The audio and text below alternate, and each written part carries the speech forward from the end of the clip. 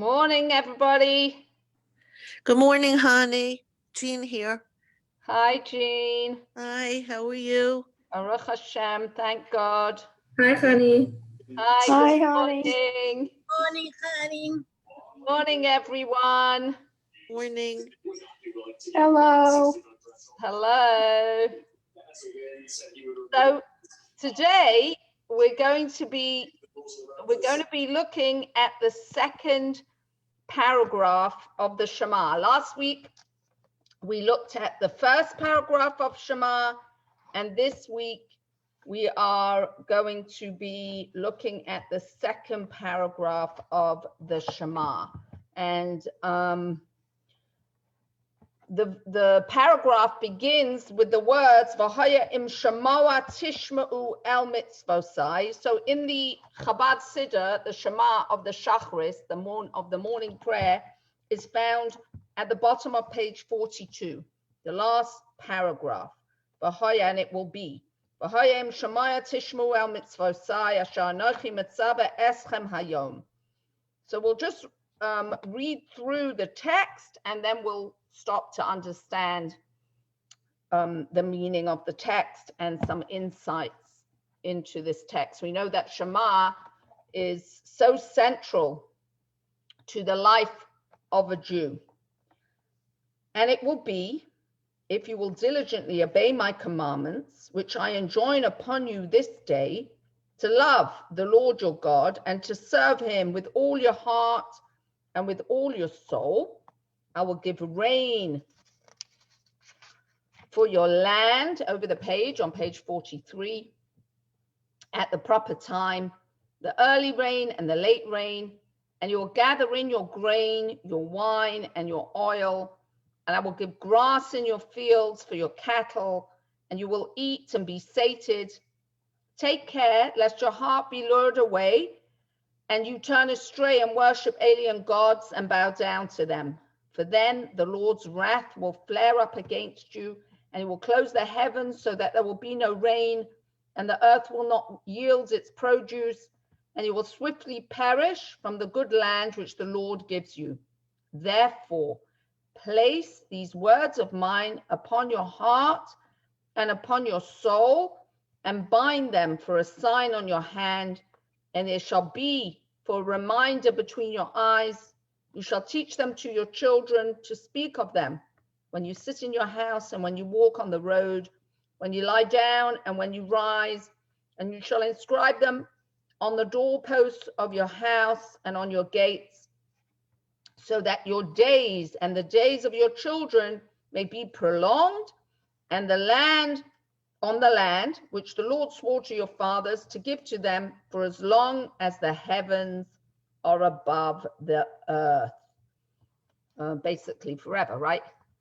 As long as the world is in existence. So over here, we are continuing with the prayer of the Shema. So the Shema consists of 3 chapters, and V'haya begins the second chapter of the Shema. And the first thing to note as we look at this chapter, comparing it to the chapter before, is that this chapter speaks in the plural. The previous chapter spoke in the singular. And this one speaks in the second person plural. And so the first chapter is speaking to the individual. The second chapter, this chapter is speaking to the Bnei Yisrael as a klal, as a whole, speaking to us all together. You'll also notice, as we read through and translated this second chapter of the Shema, that there were some repetitions from the first chapter But there were also additions. So one of the main additions you will notice in this Shema is in the second paragraph is the concept of reward and punishment. That if one follows the path of the Torah, Hashem promises reward and a warning if one neglects the precepts of the Torah. So this chapter of Shema, as the first chapter paragraph of the Shema, is from the Torah. It comes from the Torah itself in Devarim, Deuteronomy, chapter Perek Yud Aleph, chapter 11, and it's verses 13 to 21. Now, prior to these words, there are, everything in the Torah is written and is related to what surrounds it. So right before these verses in the book of Devarim, the Torah speaks about the holiness of Eretz Yisrael, the holiness of the land of Israel, and points out that Israel is very different to other lands. And we see actually specifically the difference between Mitzrayim, Egypt, and Eretz Yisrael, and that Eretz Yisrael, Israel is dependent upon the rains from the sky, and the Torah tells us that Hashem loves this land and watches over it always. Tamid einei Hashem elakecha ba, that God's eyes are always upon the land from the beginning of the year until the end of the year. And the Torah tells us that the welfare of Eretz Yisrael is totally bound up with Bnei Yisrael's loyalty to Torah, with our adherence and connection to Torah and its precepts. So if Bnei Yisrael, if we observe the Torah as we read over here, then Hashem will bless the land. He will send down the rain at the right time. Everything will grow well and in abundance. But God forbid, if the Jewish people neglect the Torah, then Eretz Yisrael cannot handle that. And that's when famine and exile and suffering follow, until the Jewish people recognize and realize the reason for the exile and the reason for the difficulty, and once again adhere to their connection to the Torah and to its mitzvahs. That's why it's so important, even though a Jew is obligated with mitzvahs wherever we may find ourselves, whichever part of the world one may find themselves. But in Eretz Yisrael, in the land of Israel, one must be doubly vigilant, because the land of Eretz Yisrael responds directly to our adherence to Torah, or God forbid, to the lack thereof. So that's something to keep in mind. Sometimes people mistakenly think that just being in the land of Israel takes care of a lot. But actually, the Torah points out to us that the land itself is so sensitive to its inhabitants. We see this with our own eyes, actually. We see how, when the Jewish people live in Eretz Yisrael, live in the land of Israel, how the land responds with producing, etc.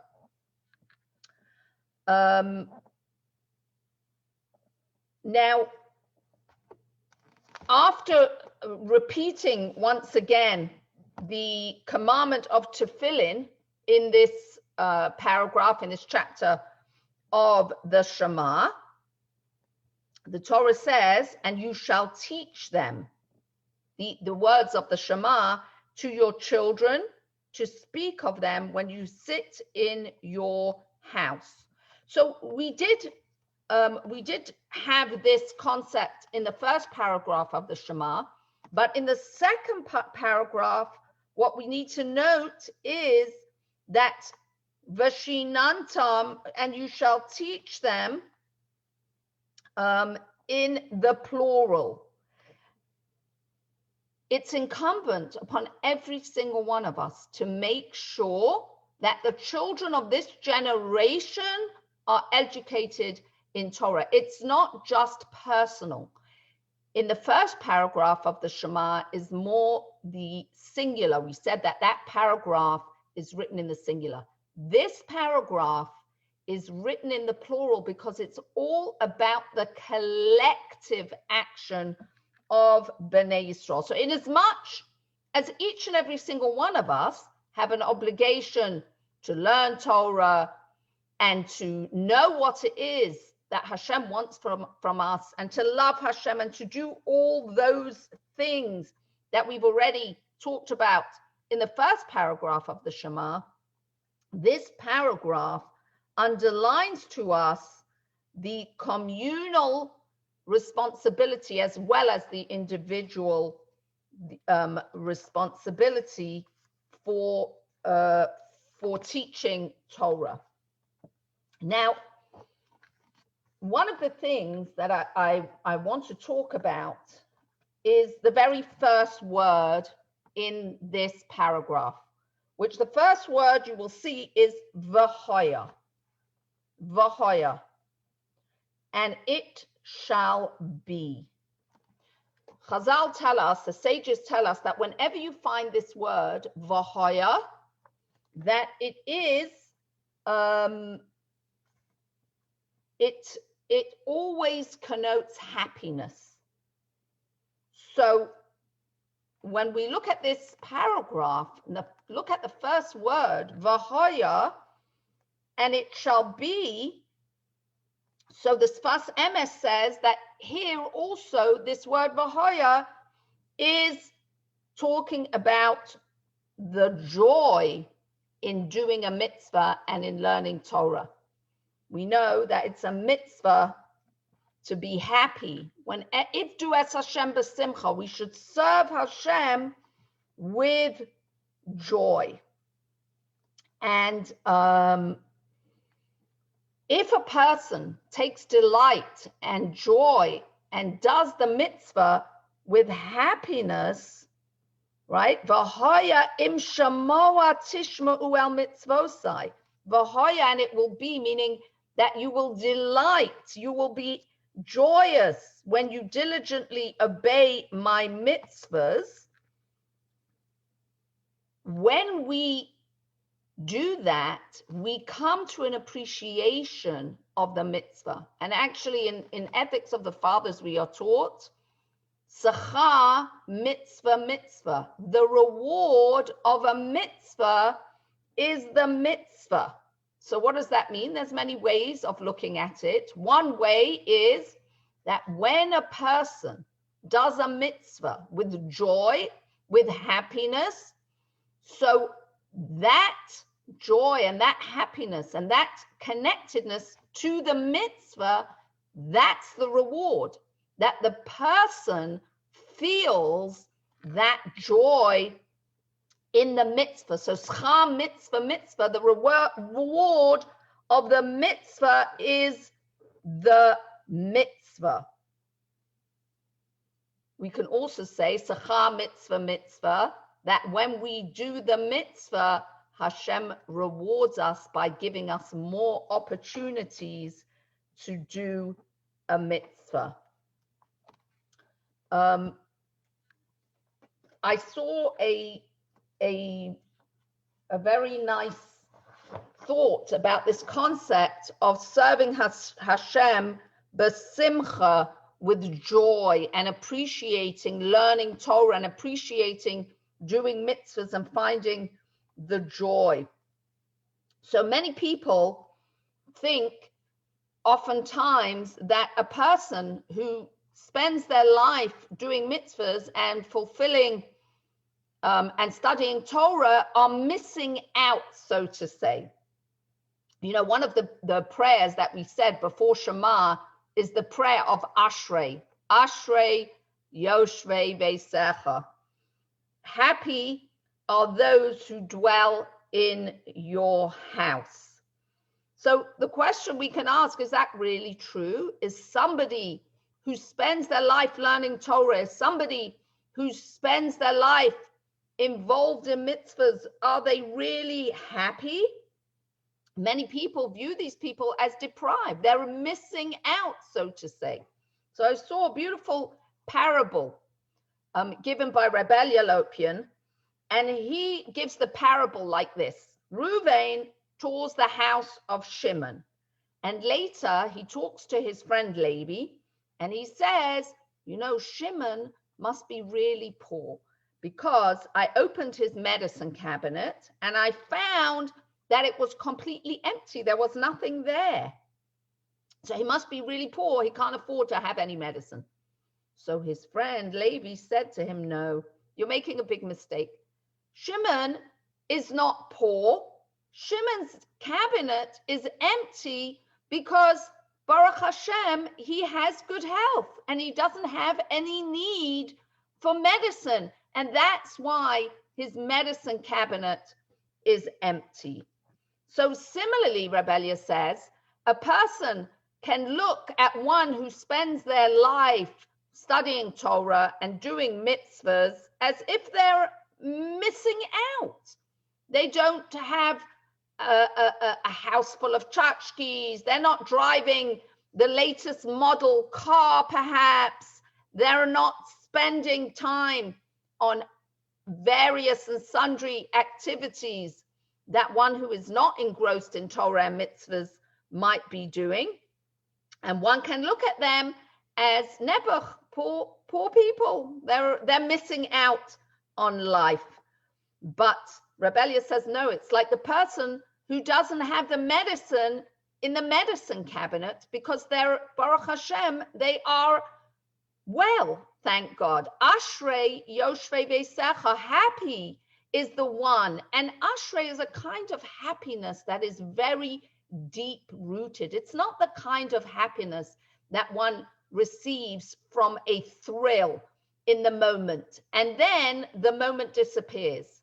And how do we know that those thrilling moments disappear? Well, all we need to do is turn on our computers and see the constant barrage of advertisements, because people who are looking for this happiness, it's never enough. They're always looking for something else. And the joy, the happiness, the thrill is very short-lived. Whereas a person, as we say over here, V'haya im Shema tishmu el mitzvosai, one who spends their life surrounding themselves by Torah study, by looking for opportunities to do mitzvahs, that brings about a true joy, a joy that is everlasting. And at the same time, we say, Sacham mitzvah mitzvah, the reward of the mitzvah is the mitzvah, meaning the appreciation of the mitzvah and the contentment of the mitzvah. Also, the concept of a mitzvah is a tzavta, it's a connector. So that connectedness to Hashem, which brings about the happiness.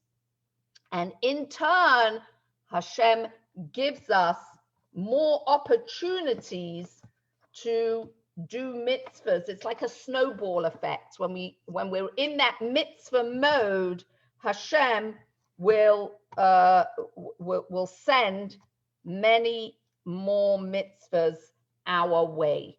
And that's the idea of serving Hashem not as a yoke, but rather basimcha, with joy, with an appreciation for the mitzvah.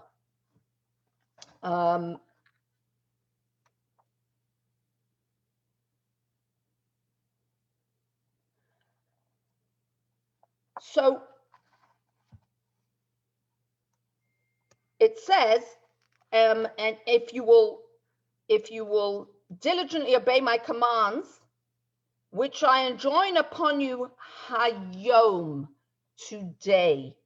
Every single mitzvah that Hashem has given to us, we should view every single day as if today Hashem gave us the mitzvah anew. To keep the Torah and its mitzvahs fresh, hayom, as if it was given today. Practically speaking, the way to do that is to learn and to daven. That's the way where we keep the freshness, the appreciation, the excitement of the Torah.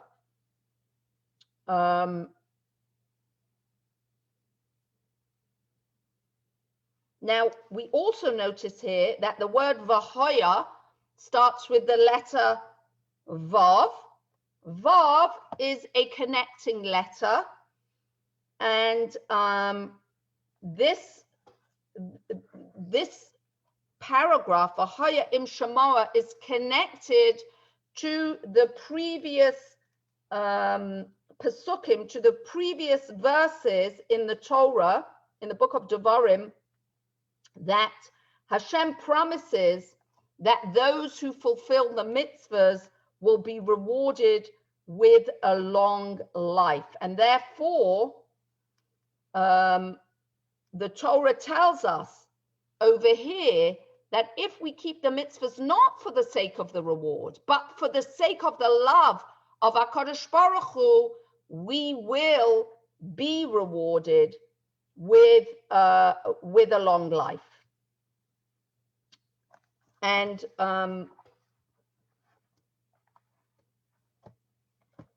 let's continue looking at the words.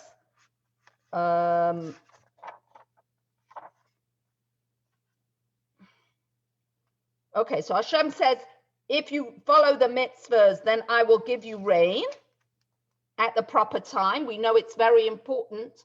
As we read this paragraph of the Shema, we shouldn't take for granted the concept of the rain that we receive. And also that rain can be a bracha, a blessing, if it's at the right time and in the right amounts. And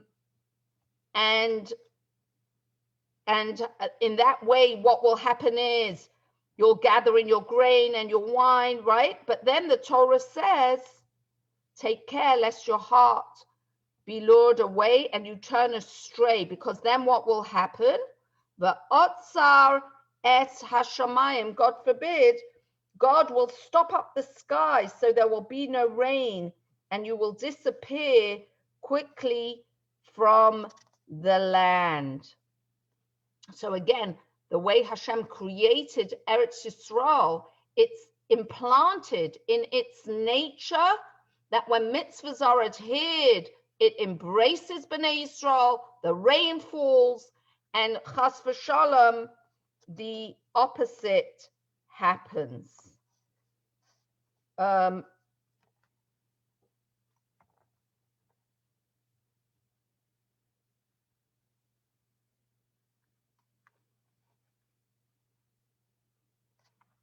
Okay, now we also talk here about something. We're going to look at something, and I want to stop for a moment and talk about the mitzvah of learning Torah, because in this chapter, right, we have the obligation of tefillin and mezuzahs. So women don't wear tefillin, but we do put up mezuzahs. And this chapter, even though we already spoke about mezuzahs in the first chapter of Shema, the first paragraph of Shema, but that's connected to doing the mitzvahs in Eretz Yisrael. This chapter is connected to doing the mitzvahs even outside of Eretz Yisrael. We have to continue to do these mitzvahs. And then we come to the verse that says, V'limadatem osam es benechem, ledaber bom b'shiftecha b'beisecha, uvelechtecha b'derech, uveshachbecha, uvekumecha. And you shall teach them to your children to speak of them when you sit in your house, when you walk on the road, when you lie down, and when you rise, when you get up. So the question that we have over here is a very, very important question as women, and we're coming together in a group of women's Torah study. The question posed over here is a woman obligated to study Torah? So the Gemara, the Talmud, tackles this question, and the Talmud says, how do we know that a woman is not obligated to teach herself Torah? And the answer is because the verse says, V'limadatem, you should teach, which is identical to the word ulamadatem, and you should study. It's just got a different vowel. So from here, we equate teaching with studying. The fact that v'limadatem and ulamadatem, you should teach and you should study, have exactly the same letters, the Gemara tells us. So studying and teaching, we equate them. So one who others are commanded to teach is commanded to teach oneself, but one whom others are not commanded to teach is not commanded to teach oneself. So how do we know that there's no obligation to teach a woman? Where does the Gemara take that idea from, that concept that a woman, one is not obligated to teach a woman? So it says, you shall teach these words to your sons. The fact that it says to your sons excludes your daughters. So now we have a question which we actually talked about in our tefillah class a long time ago, because we're already at the Shema now in our tefillah class. But when we were learning the brachas, the morning blessings, the question rose up is there's a bracha in the morning on the studying of Torah. So the question that we asked, and we're just going to go over this thought as we're learning here again, is a woman obligated to recite the bracha on Torah study? So in the Alter Rebbe's Shulchan Aruch, in the Code of Jewish Law, the Alter Rebbe says women are required to recite the brachas made on Torah study because they are obligated to study the mitzvahs which are incumbent upon them in order to know how to perform them. So we're obligated in mitzvahs. It's true there are certain mitzvahs that women are not obligated in. Those are the time-bound mitzvahs for the most part. There are some exceptions, but for the most part. But there are many, many mitzvahs that a woman is obligated, and certainly a woman is bound to keep all the negative commandments, all the things that are forbidden. So therefore, since a woman has to learn those things, therefore she does make the bracha on the learning of the Torah. So the Rebbe gave a beautiful discourse when the portion was read with the Shema, with this part, the second paragraph on the Shema. So the Rebbe says that there seems to be a paradox when it comes to Torah study for women, and we'll look at the law. So on the one hand, it's clearly ruled that a woman is not obligated in the mitzvah of Torah study. So then, if that's the case, how come the woman is obligated to make the bracha for the study of Torah? The bracha is when you have a mitzvah. You can't make the bracha for shaking the lulav if you're not going to shake the lulav, if you don't have that obligation. It's a bracha levatala. So the Alter Rebbe Shulchan Aruch explains that even though, as we said, even though a woman doesn't have the obligation to study Torah per se, but she does have the obligation to study Torah so that she can keep the mitzvahs that are incumbent upon her.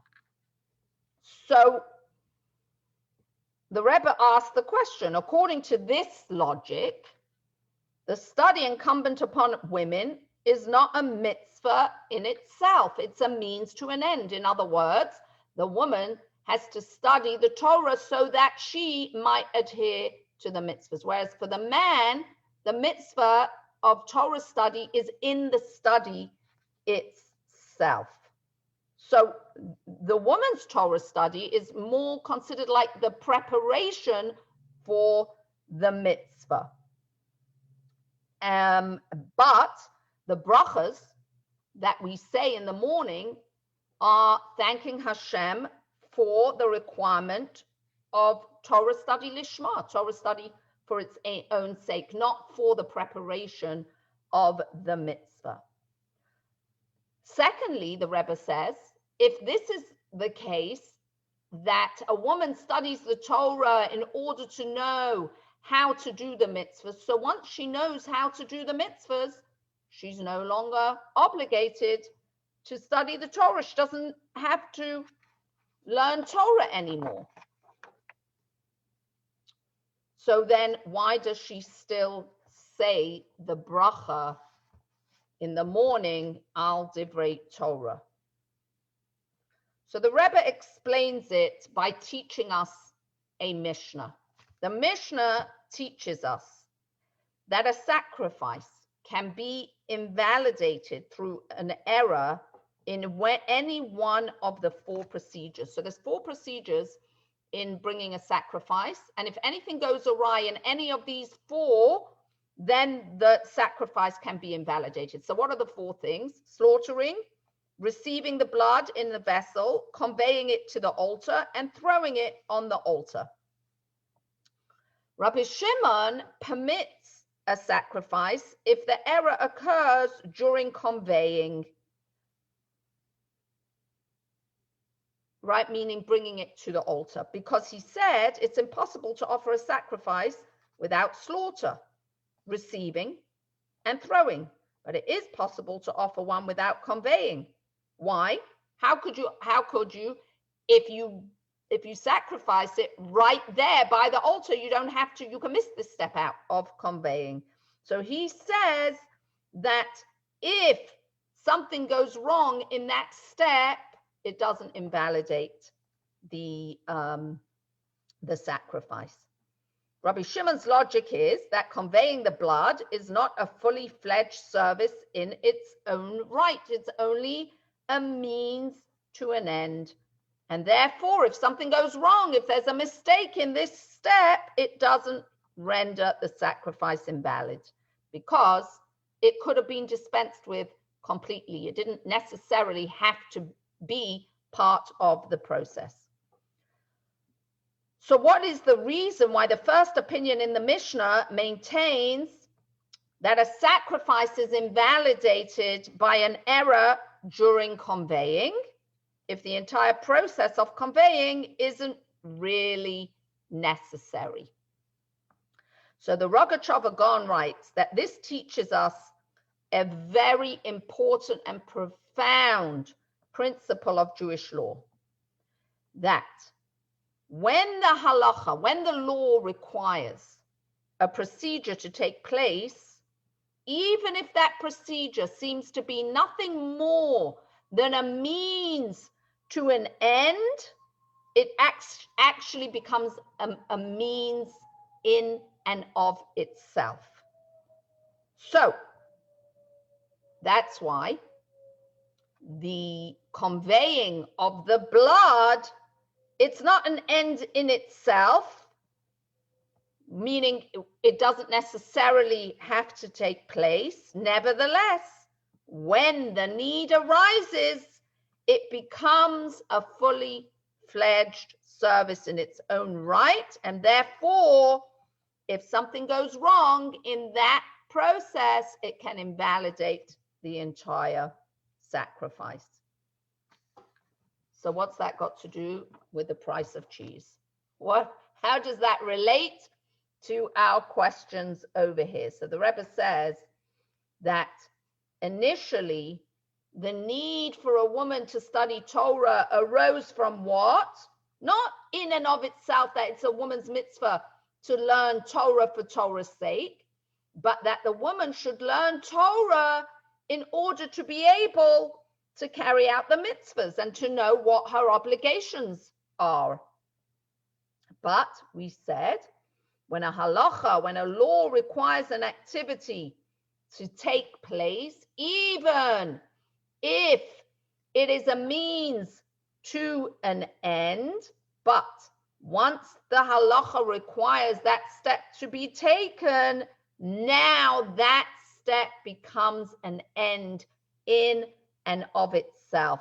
So now we can apply that to the Talmud Torah, to the study of Torah for women, that Torah has become a means of serving Hashem for a woman as well. And therefore, a woman is required to make the bracha on the Torah every single day, because whenever she studies, she is involved in this mitzvah of Torah study. And that's how she serves Hashem. Not just that she's studying in order to be able to practice, but the Torah she is studying in and of itself is avodas Hashem, is connecting to HaKadosh Baruch Hu, to God. And that's why even once a woman knows the halachas, she knows the laws, she still should make the bracha because her Torah study has value.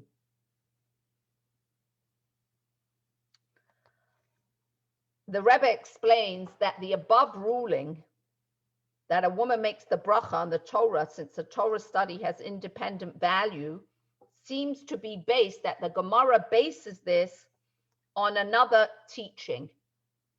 That teaching is that a person who is not Jewish, who busies themselves with the study of Torah, is like a high priest. Now, we know that Torah is a gift to Bnei Israel.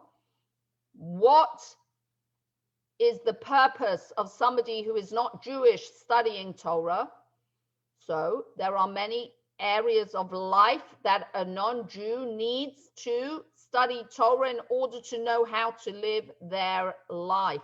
First and foremost, the Sheva Mitzvahs, B'nai Noach, the 7 Noachide laws that every nation, every person in the world is obligated to keep. So B'nai Israel, we have 613 commandments. The nations of the world have 7 commandments. How are they supposed to learn those? Though there are various and sundry parts of Torah that a non-Jew needs to learn. So the Gemara tells us that when the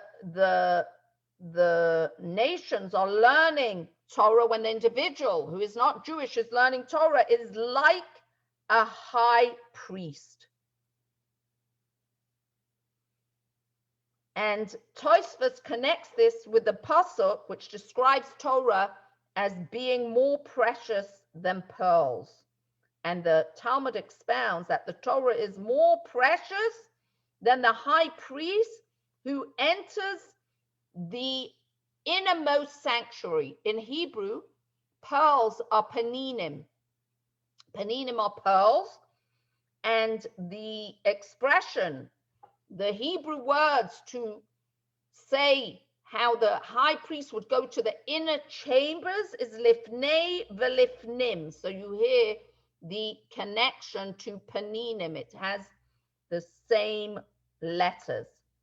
So from here we see that even somebody who is not obligated to learn Torah for Torah's sake itself, a non-Jew who is learning Torah for the purpose of knowing how to fulfill the Sheva mitzvahs, B'nai Noach.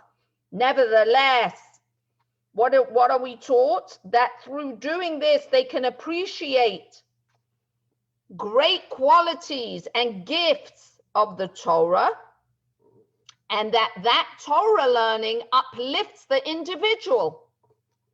So certainly, the Rebbe says, certainly, if this is true, for somebody who doesn't have any obligation at all to learn Torah, somebody who is not Jewish, then certainly when a woman studies Torah, she can appreciate that the Torah is more precious than pearls and enjoy its study as spiritually uplifting method of serving Hashem. And while it is true that in previous generations, women and girls in many generations didn't learn Torah at all, the Rebbe says not only is it permissible for women and girls to learn Torah today, but they should learn not just Torah, they should learn the deepest parts of the Torah, the mystical parts of the Torah. And not only is it permitted, but it's absolutely necessary, because we live in a time where there is so much exposure to anything and everything that is out there from the side of impurity, from the opposite of holiness, that actually for a woman to go through life and not to have studied Torah and not to understand where we stand, where a Jew stands, what Torah has to say about everything that one is being exposed to. And we're living in the age of information. So it's very, very important to do this. And furthermore, the Rebbe says that learning the teachings of Hasidus should be for women and girls as well. And this gives a person the tools to know the God of your father and serve him with a perfect heart. And a woman has exactly the same obligation as a man when it comes to this area of life. So we are very blessed. We are very lucky to live in a generation where not only is it a gift that we are encouraged, but that actually we have the means to be able to learn by every medium possible, whether it's books, whether it's radio, whether it's on in person, in Mitzvah Hashem. We'll get back to that, please God. Whether it's on Zoom, in every conceivable language possible. Actually, there are people that in previous generations, because of disabilities, challenges, as the Rebbe would like to call them, didn't have access to Torah. Today, great strides are being made in these areas for the hearing impaired and for the sight impaired and so on and so forth. Baruch Hashem, we live in a generation of great possibilities when it comes to information. But I think the most important takeaway from this paragraph of the Shema, as we have added it to the first paragraph, is our obligation not only to learn ourselves, but also to share with someone else. You know, we talked about Vahoya being the joy that we receive from doing a mitzvah and the joy that we receive from learning Torah. When we become enthused about something, the natural thing is that we want to share it with someone else, whatever it might be, whether it's a talent, whether it's a new form of entertainment, whether it's a recipe. People get excited about things, and what do? We share it with others. Our enthusiasm becomes infectious. When it comes to Torah study, we should also allow ourselves to express our excitement and our joy in these things, in the Torah study, in the fulfillment of mitzvahs. We should share that with others. We shouldn't keep it for ourselves. The Rebbe really encouraged us. No one should feel inadequate. Whatever it is that we know, we should share with another. And how does the paragraph finish? The paragraph finishes, Leman yirbu yameichem v'mei v'neichem al ha'adama asher nishba Hashem la'avasechem laseis lahem kimei hashamayim ala ha'aretz, so that your days and the days of your children may be prolonged on the land which the Lord swore to your fathers to give to them for as long as the heavens are above the earth, which we said that means for a long time, that the heavens have been over the earth since Hashem said so during the Sheshis Yemei Bereshis. But there's another important lesson to learn from this. Rabbi Yisachar Dov, the Admor of Belz, says that we have to look at this verse in the following way, because it's going to show us something very special for people who share the learning of Torah and the mitzvahs with others. In Koheles, in Ecclesiastes, Shlomo HaMelech, King Solomon says, Ki ein das o masa v'cheshbon b'sha'ol. For in the grave, there is no perception, deed, or accounting. What does that mean? That means that once a person has passed away, they're no longer living, they leave this world, they can no longer be involved with Torah and mitzvahs.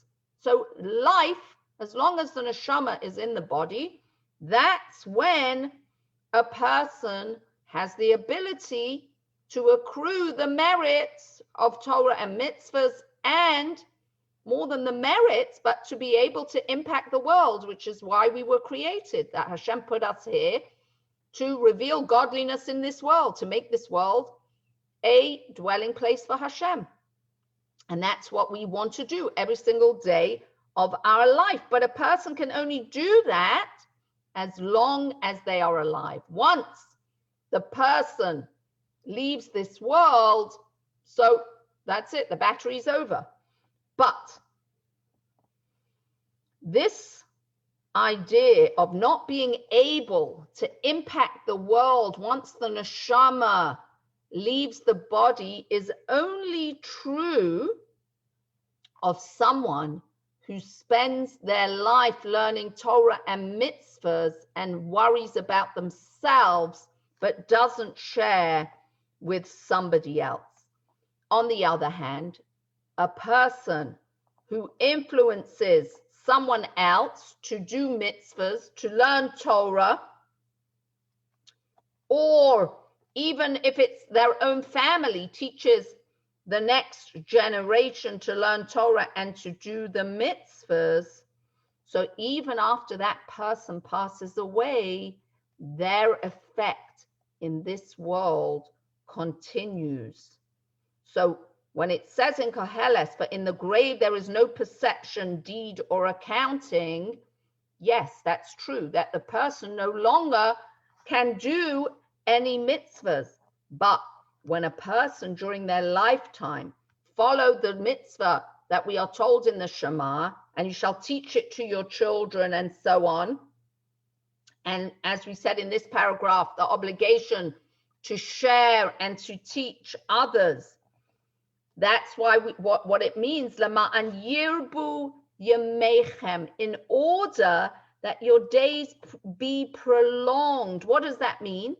That means that even after a person passes away, yirbu yemechem, their days will be prolonged, meaning their impact on this world will continue to be in effect. Why? Because the person that impacted another to learn Torah, to do mitzvahs, continuously receives royalties, right? If you think about it in terms of business, there are certain forms of business where if you sell a product, let's say you sell a service, and every time the person continues to make a payment for that service, you continue to receive commission. You get a kickback. Insurance, for example, whatever it might be. So this is the meaning of Laman Yirbu Yemechem, that your days will be prolonged, that when we have a hashpah, when we have an impact on another Jew to do a mitzvah, on another Jew to study Torah, on another human being to keep the Sheva mitzvahs, B'nai Noach, it's a ripple effect. And as long as that ripple continues to go, we actually have no idea how long the impact is when a person has an influence on another human being. It's endless. We have no idea. That's the meaning of Laman Yirbu Yemechem, in order that your days should be prolonged. And we're in this world, we are here for this very purpose, the very purpose of being partners with HaKadosh Baruch Hu, with Hashem, in making this world a dwelling place for Him, and revealing the godliness that is hidden in the physical world. And that's why the recitation of the Shema is so integral to our lives, and we should recite it every single day, multiple times a day. And this also should help to keep us joyous in the knowledge that every moment we are here, we have purpose, and that Hashem blesses us with the ability to bring chesed to one another, kindness to one another, be it physical, be it spiritual, because they're interconnected. In order to be able to fulfill one's mission in life, one needs to have all the physical things in the world, and that's why Hashem created the physical in the world. It's all here for the glory of HaKadosh Baruch Hu, for the glory of God. We should all be blessed with good health and happiness, a sense of fulfillment. And amidst Hashem next week, we will do the third paragraph of the Shema. I want to remind everybody that tomorrow night, we're going to have a beautiful Tu B'Shvat Seder. If you would like to get a box, I believe there are still a few left, not too many. You can call the office or go online. Either way, even if you didn't manage to get a box, you can join tomorrow evening, as my husband will, on his Zoom, will lead the Tu B'Shvat Seder.